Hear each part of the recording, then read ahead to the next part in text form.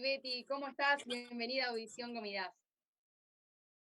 Hola, José, ¿cómo estás? ¿Cómo está toda la audiencia? Bueno, muy contenta de traerles el reporte semanal aquí desde Stepanakert, Artsaj. Bueno, durante esta semana tuvimos uno de los anuncios más importantes y esperados, que fue, bueno, justamente la declaración del primer ministro Nikol Pashinyan, que anunció las próximas elecciones parlamentarias extraordinarias que tienen fecha. Y es específicamente el 20 de junio, ¿no? Él, bueno, se estuvo reuniendo con los líderes de la oposición parlamentaria, específicamente con Edmond Marukian de Armenia Luminosa y Gagik Zarukian de Armenia Próspera.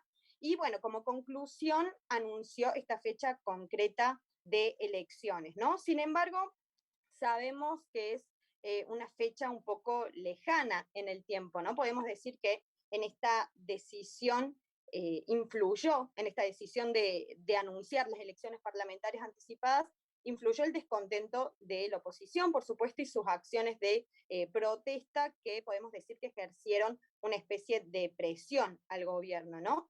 Pero como decía, el tema de que esté un poco lejano en el tiempo es que pueden pasar un sinfín de cosas a nivel interno del país, ¿no? Como que, por ejemplo, que mermen las movilizaciones de la oposición o la situación esté un tanto menos tensa, y así el primer ministro pueda decir que cuando llegue ya la fecha, que no es necesario llevar adelante estas elecciones, porque no existe tanta presión social, cosa que sería un error considerarlo así, ¿no? O sea que no existen, a mi entender, garantías reales de que esas elecciones puedan llevarse adelante en esa fecha planteada, ¿no? De todos modos, el Movimiento de Salvación de la Patria y específicamente el Partido de la Fraternidad Constitución anunció que continuará con las acciones de protesta con el fin de buscar la renuncia del primer ministro Nikol Pashinyan, ¿no?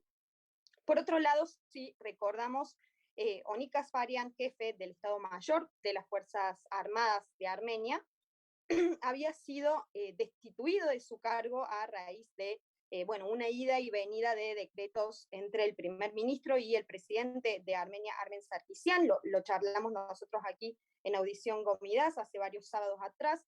Y a partir de ahí, Oni Kasparyan presentó una demanda al Tribunal Administrativo solicitando la nulidad de este decreto del presidente, o sea, para reconocerlo como inválido por no ser constitucional.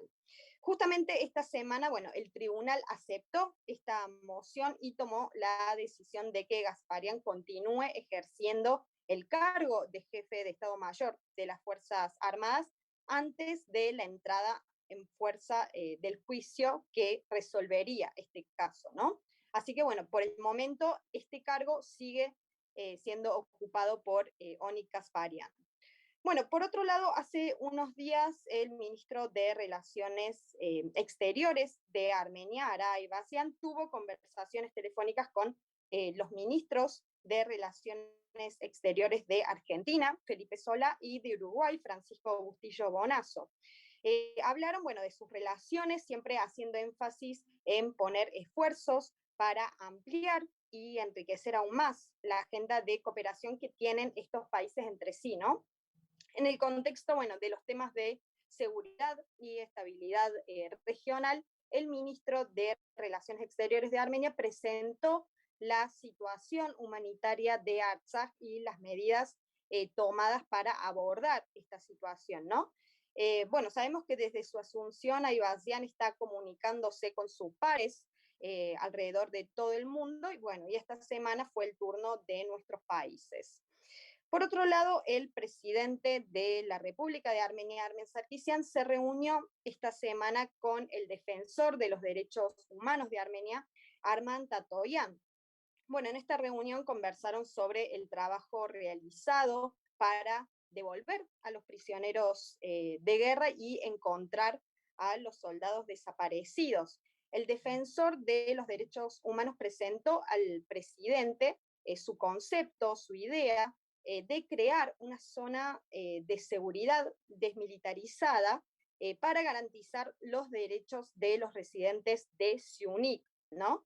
Porque sabemos las condiciones de esta provincia que se encuentra al sur de Armenia que son difíciles, ¿no? Especialmente por la amenaza de tener a las tropas de Azerbaiyán muy cerca y, bueno, sumado a la política estatal de odio de Azerbaiyán.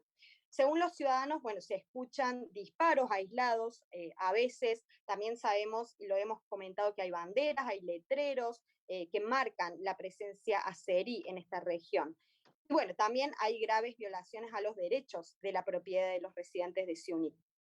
El presidente Sarkisian dijo, bueno, que no existe en este momento una demarcación oficial entre Azerbaiyán y Armenia, o sea que esto significa que el proceso de determinación de las fronteras estatales es aún incierto en este momento, ¿no?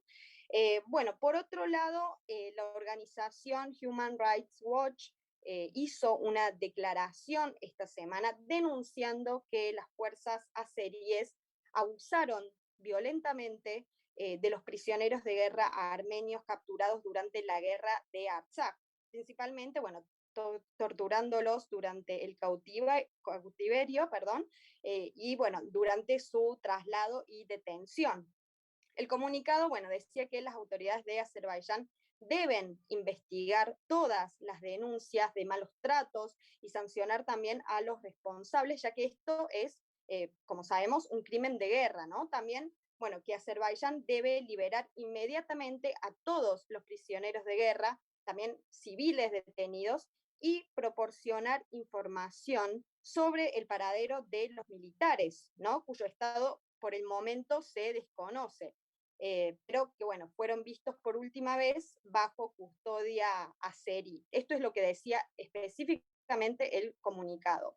La organización, bueno, también conversó con 4 exprisioneros de guerra armenios que ya fueron liberados, que describieron en detalle los malos tratos que recibieron al momento de cautiverio.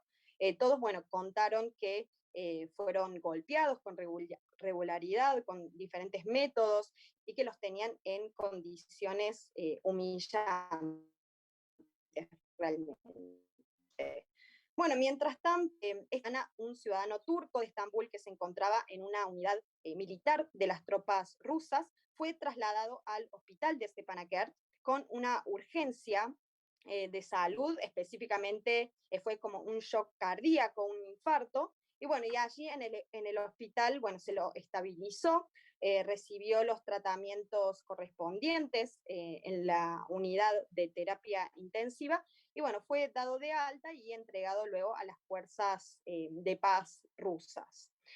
También esta semana, bueno, se realizó una sesión del Consejo del Fondo Armenia, donde, bueno, expresaron su confianza en que el dinero recaudado durante la guerra se utilizó para el propósito previsto. Se decidió, bueno, establecer una junta para trabajar en una auditoría e investigar sobre el uso del dinero recaudado durante la guerra. Esto es lo que se decidió específicamente en este consejo, en esta reunión.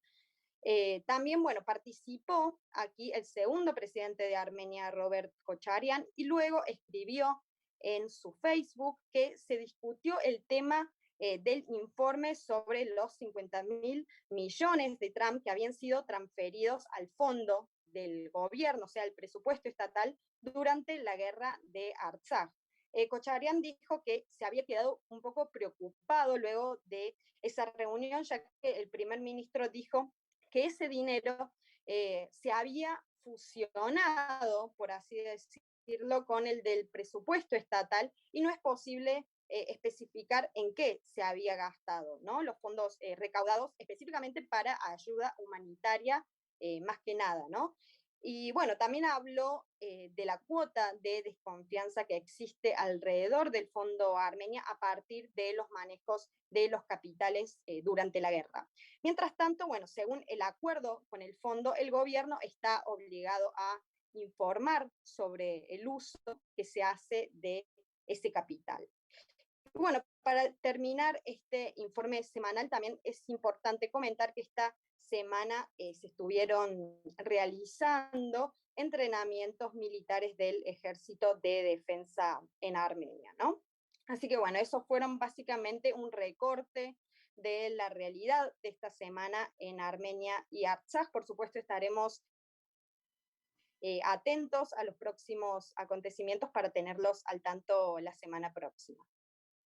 Betty, aprovechando de que estás en Stepanakert, te queríamos consultar cómo estás percibiendo a la población de allí, cómo podés ver a la vida cotidiana que están enfrentando a las personas que se encuentran viviendo allí. Bueno, tengamos en cuenta que ya hay alrededor de 100.000 personas que ya han regresado, ¿no?, de Armenia a Artsaj. La vida intenta ponerse de pie, por así decirlo, sea desde los comercios, desde las refacciones de los hogares. Por supuesto que tenemos las huellas de la guerra aún muy presentes, pero el espíritu, por supuesto, de la población de Artsaj siempre es muy alto, y más allá de los traumas que pueden existir a partir de la guerra, que no fue nada fácil, como todos sabemos, lo que prevalece es, por supuesto, el espíritu de seguir adelante y de poblar estas tierras y por qué no recuperar lo que hemos perdido, ¿no? El espíritu entonces está latente y con ganas de volver a poblar por lo menos Stepanakert. Te mandamos un saludo muy grande, agradecemos muchísimo tu informe, muy interesante como siempre, y te esperamos el próximo fin de semana. Un saludo muy grande, Betty. Muchas gracias a ustedes, chicos. Hasta la próxima semana.